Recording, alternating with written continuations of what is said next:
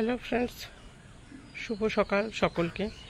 এই প্রচণ্ড গরমে তাপপ্রবাহতেও কিন্তু বাগানে জল স্প্রে করছি।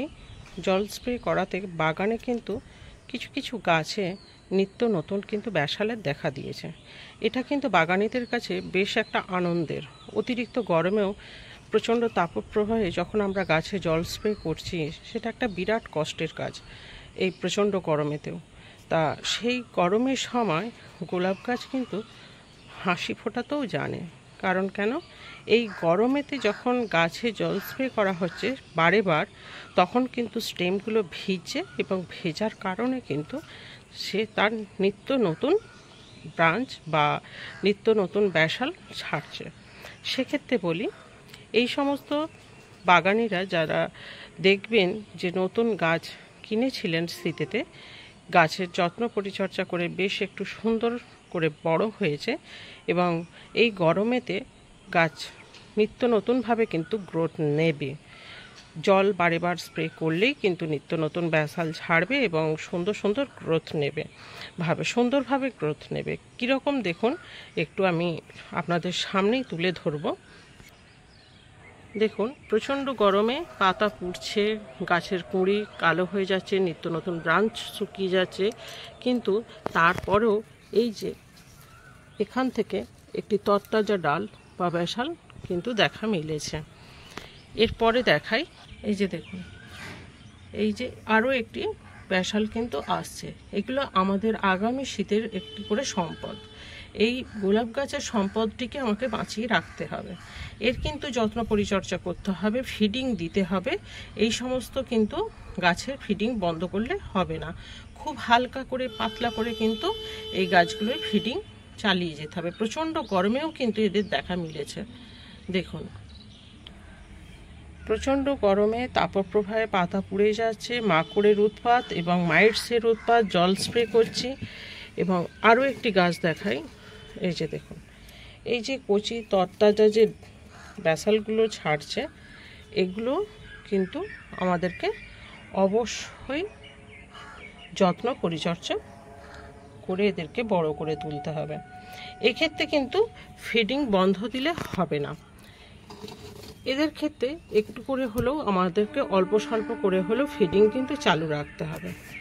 এই গরমে এই যে নিত্য নতুন ব্যাসালগুলো আসছে, এদের এই যে নরম কচি যে পাতাগুলো, এই যে কচি পাতাগুলো, এগুলো কিন্তু থিপস লেগে যাবে এবং মাকড়ের উৎপাত হবে, মাইটসে খেয়ে নেবে। খাবেই, বাগান থাকলে মাইটস হবে না, থিপস হবে না বা লাল মাকড় লাগবে না, এগুলো ভুল কথা। হবেই, এগুলো হবেই। তার জন্য আমাদেরকে একটু আদ্র সচেতন থাকতে হবে। হবে না যে তার কোনো মানে নেই। প্রত্যেকটা বাগানে হয়, আমার বাগানেও হয়, হতে বাধ্য। গাছ যেখানে থাকবে এগুলো হতে বাধ্য। তবু কিন্তু প্রচণ্ড গরমের হাত থেকেও এদেরকে বাঁচাতে হবে।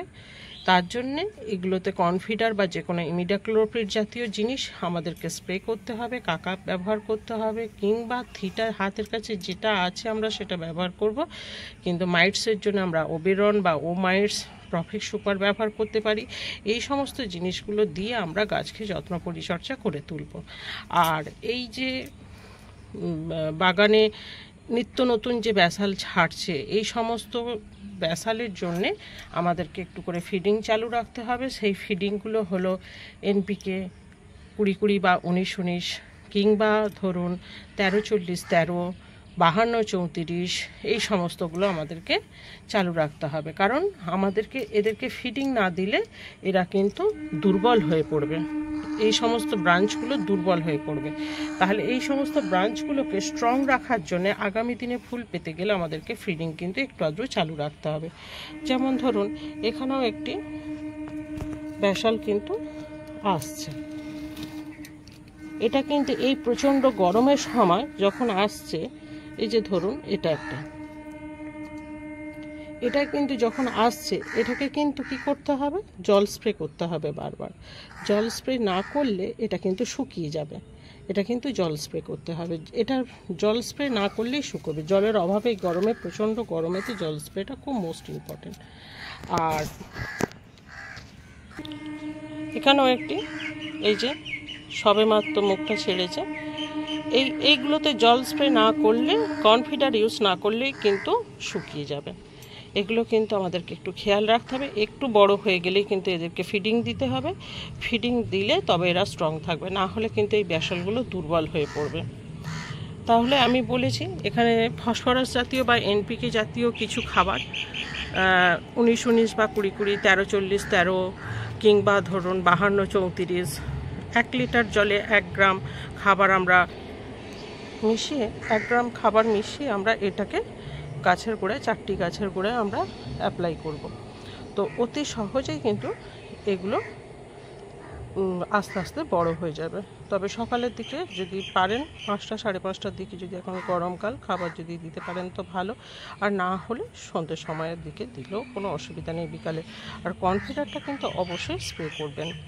তাই এই সমস্ত নিত্য নতুন ব্রাঞ্চ যে বাগানে আসছে বা নিত্য নতুন ব্যাসাল আসছে, সেই সমস্ত বাগানিদের ক্ষেত্রে বলি জল স্প্রেটা কিন্তু মোস্ট ইম্পর্টেন্ট, যাতে এই কচি তরতাজা ডালগুলো যেন শুকিয়ে না যায় বা ব্যাসালগুলো শুকিয়ে না যায়। আজকের মতো এইটুকু। ভিডিওটি ভালো লেগে থাকলে অবশ্যই কিন্তু সাবস্ক্রাইব করবেন, কমেন্ট করবেন, আর নিত্য নতুন ভিডিও আমি নিয়ে আসবো আগামী দিনে। সুস্থ থাকুন, ভালো থাকুন।